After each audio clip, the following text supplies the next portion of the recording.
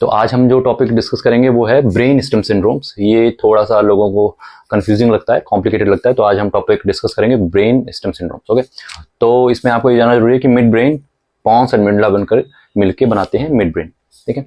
और mid brain से निकलती है third and fourth cranial nerve, जबकि पॉन्स से निकलता है fifth, sixth, seventh and eighth cranial nerve, और मेडुला ऑब्लांगेटा से निकलता है नाइन्थ, टेंथ, 11th, 12th। एक तो हिंट आपको ये मिल जाएगा कि कौन सी नर्व है और उसके अकॉर्डिंग आपको समझ में आ सकता है कि मिड ब्रेन पॉन्स या मेडुला में से कौन सा इंजरी हुआ है, किस जगह का लीजन है, पहला। दूसरा आपको ये जानना जरूरी है कि किस पार्ट ऑफ ब्रेन स्टेम को कौन सी वेस्कुलर सप्लाई मिलती है।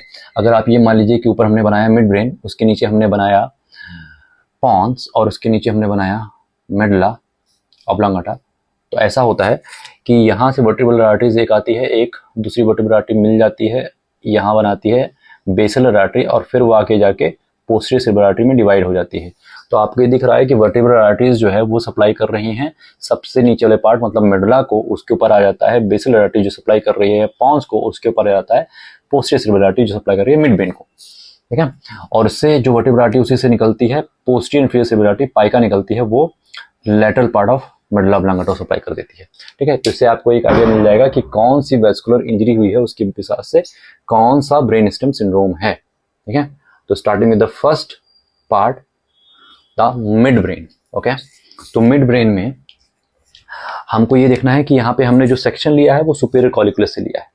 सुपीरियर कॉलिकुलस के लेवल पे थर्ड क्रेनियल नर्व होता है, जबकि इंफीरियर कॉलिकुलस के लेवल पे फोर्थ क्रेनियल नर्व होता है। तो सुपीरियर कॉलिकुलस पे थर्ड क्रेनियल नर्व हमने देखा यहाँ पे है, उसके बाद में यहाँ पे आप देख रहे हो रेड न्यूक्लियस है, और ये सीधे बीच में इंटरपेडिकुलर फोसा से एग्जिट करती है, कंटेंट होती है, ठीक है, पहली बात। दूसरी बात ये हो गया कि यहाँ पे लेमिनिस्कस होते हैं तीन, MST मस्त से याद रखना है, medial lemniscus, spinal lemniscus and trigeminal lemniscus. जबकि इसमें लैटरल लेमिनिस्कस नहीं होता है, क्योंकि लैटरल लेमिनिस्कस जो होता है वो इंफीरियर कॉलिकुलस के लेवल तक ही पहुंचता है, उसके ऊपर नहीं जाता है, तो यहाँ पे लैटरल लेमिनिस्कस नहीं होगी। उसके अलावा ये जो क्रस सेरेब्राई वाला पार्ट है, इसको क्रस सेरेब्राई बोलते हैं, इसका जो सबसे मीडियल वाला पार्ट है, ठीक है, फोसा के पास वाला जो पार्ट है, वहां से फ्रंटोपोंटाइन फाइबर्स निकलते हैं। वो आपको याद नहीं रखना है, आपको याद रखना है कि यहाँ से निकलता है अपर motor neuron fibers of seventh cranial nerve, पहली बात। दूसरा, उसके बीच वाले पार्ट से निकलता है pyramidal tract, cortico spinal tract, और सबसे लास्ट वाले पार्ट से आपको याद रखने की जरूरत नहीं है, लेकिन ये फ्रंटो पैराइटल नहीं, वो पैराइटोफोंटाइन फाइबर्स निकलते हैं, ये याद रखना है। उसके अलावा अब आपको ये याद रखना है कि मीडियल अगर मिड ब्रेन की इंजरी होती है तो क्या होगा, और लेटरल पार्ट की इंजरी होती है तो क्या होगा।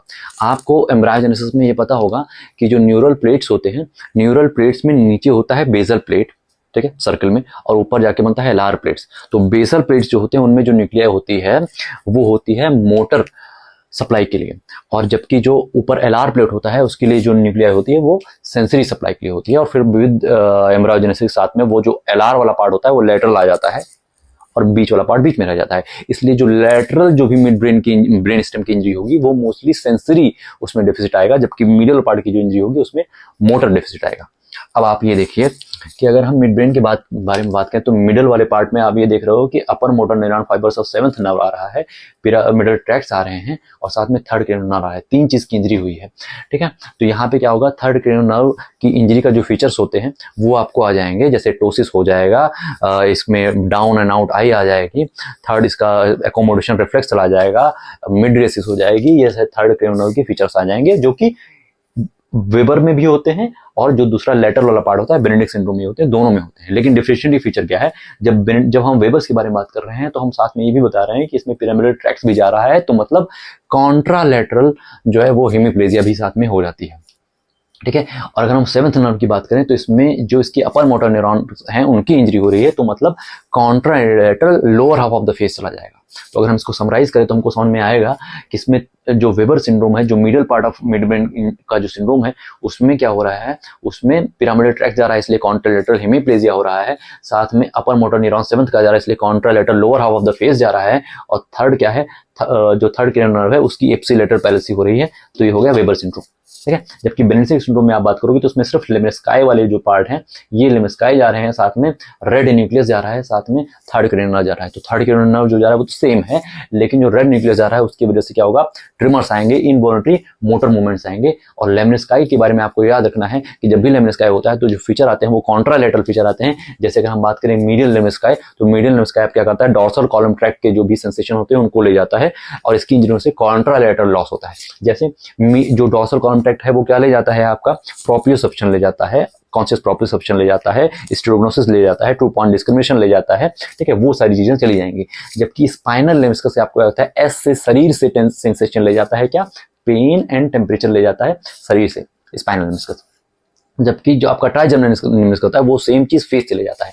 तो आपको ये पता चल गया कि बेनेडिक्ट सिंड्रोम में सारे लेमनिस्काई चले गए, मतलब सेंसेशन चले गए, और हेमीप्लेजिया हो गया, और साथ में थर्ड क्रेनियल पैल्सी हो गई। तो अब इन दोनों में डिफरेंस बात करें तो हम ये बताएंगे कि थर्ड क्रेनियल तो दोनों में जाता है, जबकि जिस तरफ जो है वो जिस तरफ स्क्विंट हुआ थर्ड क्रेनियल नर्व की वजह से, जिस तरफ स्क्विंट हुआ उसके अपोजिट साइड में अगर जो हेमीप्लेजिया होता है तो वो वेबर है। जबकि जिस साइड में स्क्विंट हो रहा है उसके अपोजिट साइड में अगर सेंसरी लॉस हो रहा है तो वो होता है बेनेडिक्ट।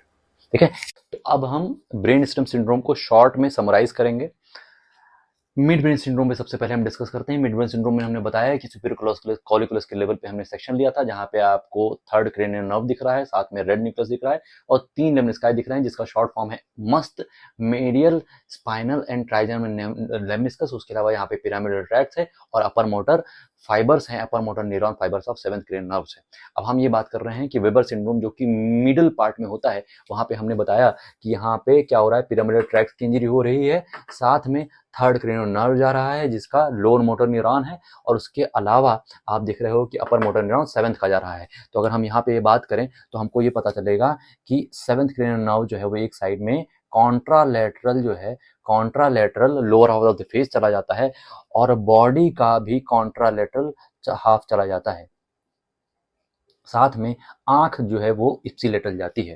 ठीक है, आंख इप्सिलेटरल जाती है, मतलब एक साइड का पूरा आधा फेस, एक साइड का आधा फेस और पूरा बॉडी चली जाती है, और जबकि अपोजिट साइड में स्क्विंट होती है, इप्सिलेटरल स्क्विंट होती है। ये फीचर मिलता है वेबर में।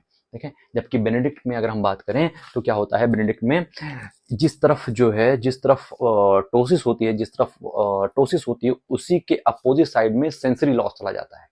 ठीक है, अगर हम पॉन्स के बारे में बात करें तो हमको ये पता चलेगा कि पॉन्स में जो मिडली वाला पार्ट है वहां पे पिरामिडल ट्रैक्ट गया तो अपोजिट साइड में क्या होगा, अपोजिट साइड में आप देखोगे कि हेमीपैरेसिस या हेमीप्लेजिया हो जाएगा, हेमीप्लेजिया हो जाएगा। जबकि यहाँ पे ipsilateral 7th cranial nerve palsy भी हो रही है, तो अपोजिट साइड का पूरा फेस चला जाएगा। ठीक है, तो एक तरफ का फेस जा रहा है और अपोजिट साइड बॉडी जा रही है, ऐसा अगर होता है तो वो मिलर गुबलेट सिंड्रोम उसका आंसर बन जाता है। जबकि अगर आप यहाँ पे बात करें पॉन्स में तो आप देखोगे कि यहाँ पे प्रोग्रेसिव सेंसरी हियरिंग लॉस हो रहा है, साथ में फेशियल पैरालिसिस भी हो रही है। ठीक है, इप्सिलेटर फेशियल पैरालिसिस हो रही है। और अगर हम डिजराइन सिंड्रोम के बारे में बात करें जो कि मिडल सिंड्रोम है, इसमें अगर हम बात करें तो टंग जो है वो पैरालिसिस हो जाती है। टंग जो है जिस तरफ की वीकनेस होती है उसी तरफ ट्विस्ट कर जाता है। उसके अलावा इसमें क्या होगा, उसके अलावा क्या होगा, कॉन्ट्रालेटरल हेमीप्लेजिया होगा, कॉन्ट्रालेटरल हेमीप्लेजिया हो जाएगा, कॉन्ट्रालेटरल हेमीप्लेजिया हो जाएगा और टंग ट्विस्ट हो जाएगी। जबकि वैलेंस सिंड्रोम में आपका बैलेंस चला जाएगा, वर्टाइगो होगा, नॉजिया एंड वॉमिटिंग होगी, आपका एक तरफ से फेस का सेंसेशन चला जाएगा जबकि अपोजिट साइड से बॉडी से सेंसेशन चला जाएगा। ठीक है, तो समराइज करने के लिए अगर हम ये बोलें कि तीनों के मीडियल सिंड्रोम में, तीनों के मिड ब्रेन, पॉन्स एंड मिडला के तीनों के मिडिल वाले सिंड्रोम में हमेशा कॉन्ट्रालेटरल हेमीप्लेजिया होता ही होता है, हमेशा कॉन्ट्रालेटरल हेमीप्लेजिया